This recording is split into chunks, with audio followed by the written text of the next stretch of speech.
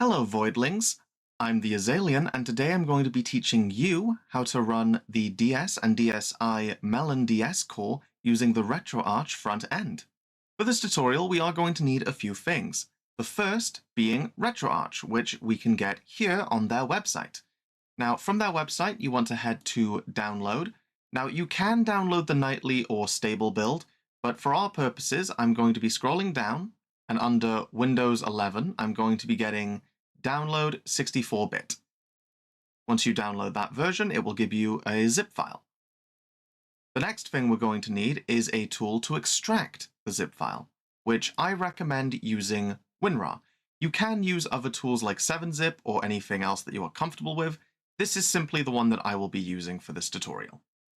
And after those two things, we are going to require the DS and DSi BIOS files, which there should be 7 of which.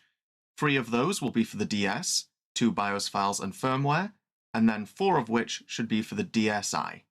2 for the BIOS, 1 for the firmware, and 1 for the NAND, which is the flash storage for a DSi.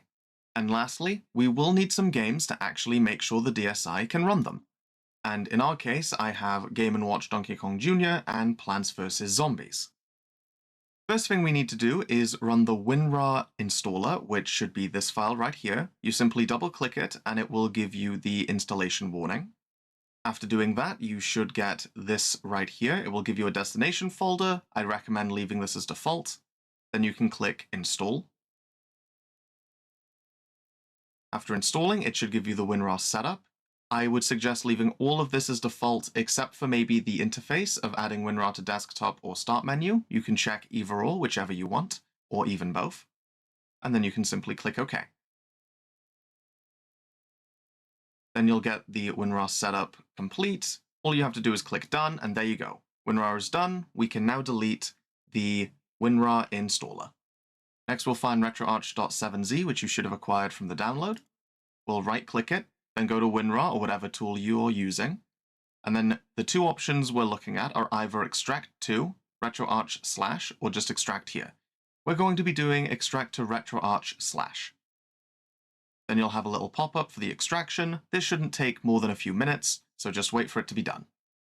When it is done, you will hear a Windows notification sound.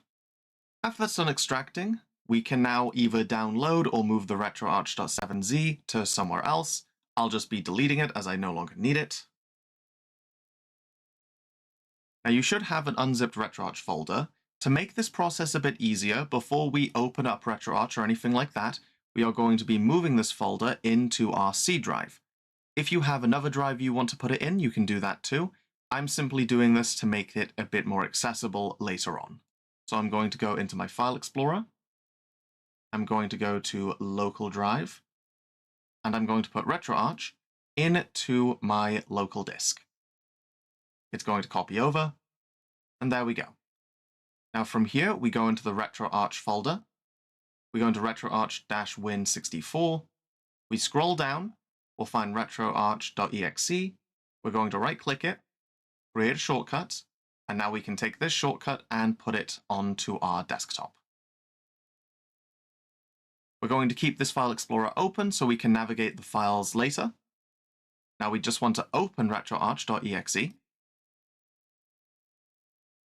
And now we want to get the Melon DS core. We go to Load Core, Download a core. It will fetch the list. We now just want to scroll down until we get to N for Nintendo. And once we get to this, we need to look for DS. Now, we're specifically looking for, in brackets, Melon DS DS. It will have 2 DSs in the name, not 1. So we want to ignore the one just below this. This one is not usable for our purposes. It's the outdated core, and they're not really focusing on it. We want the one above it. You'll click it, and that will install the core. And now we can back out of this. We want to load core. We want to click DS, and now we want to click Start Core. Now when it starts, it will give us this. Oh no, Melon DS could not start. And this is fine. The reason why we needed to do this is so that way it would create a system folder for us in the RetroArch folder. Now we want to close out of RetroArch completely. we want to go back to our RetroArch-Win64 and we want to navigate to the System folder. And since we had tried opening the core, we will have a Melon DS folder here. We want to go into this. We want to open the folder where our DS and DSi BIOS and firmware files are located. And we want to move all of these over to here. Now, something to note, all of the DSi and DS files need to be labeled exactly as you see here. Otherwise, there is a chance that it just will not work. It will not work at all. And this is what you want to label each file. You can pause and rename as you need. Okay, after you're done renaming, we can go back to the RetroArch folder. We're going to take our DSi games, and we're simply going to put them inside the RetroArch folder by the RetroArch-Win64. You can create folders and put games for other cores here as well. This is where I'd recommend keeping your game directory. If you have another setup you prefer, though, you can do that instead. And now, with that, we can close this file explorer, and we will not need to go back here. Now let's open up RetroArch for the second time. And after you load the core, you can now start it. Be aware that the DS core does have a bit of an audio glitch on startup. That is perfectly normal, it's not breaking at all. Now, if it loads correctly for the DS, it should look like this. And that's exactly what we want. Now, next up, we want to press F1 to get into the quick menu. We want to go to Core Options, and we want to go to System. Now, for the DS, it's working exactly as intended, but we now want to set it up for the DSi. So we'll change console mode from DS to DSi. It is experimental, so be aware some issues might pop up. And it should automatically locate your DSi firmware and your DSi NAND. If it doesn't, you can click this, and if it's there, select it. It should, though, already be pre-selected. And lastly, we want to change boot mode from direct to native. If the boot mode is on direct, when you try loading this up in DSi mode, the emulator will crash and you will have to edit the actual configuration file, which can be a bit of a hassle. So make sure boot mode is set to native instead of direct. And now we can back out of the system. We can back out of core options and we can restart the content from the beginning, and it should load the DSi menu. Voila! We now have the DSi menu. And you can click just here for the touchscreen. Now, this might look a little bit different to you depending on where you acquired your NAND or what may have been on it, because something to keep in mind, the NAND is the flash storage for your DSi. Now, I would quickly recommend doing this if you have a lot of things on your NAND. And what you want to do is, you want to navigate over to System Settings, and you want to head over to the last tab, and you want to Format System Memory. This will factory reset the flash storage, it will delete all software that's on it, and it will erase all save data saved to this NAND file. If you want to back up your save data, make sure to back up the NAND file before doing this. The reason why you want to do this is if you try loading up a game that is too big and there wasn't enough initial storage for it to load on the NAND, you will get a boot error. This is simply to avoid that in the future. So now you can back out of that, and we can now close this content. It will send us back to RetroArch. We're going to load the core again, and now we're going to try loading one of those two games that I showed you before, or any other game you may already have. So what you want to do is you want to go to C drive, you want to locate RetroArch, and then you want to go to DSi games, and we're going to try Donkey Kong Jr. And as you can see, it first loads into the DSi menu, and as we can see right here, it adds the Donkey Kong Jr. to our NAND file. Now we can start it, and it should be workable.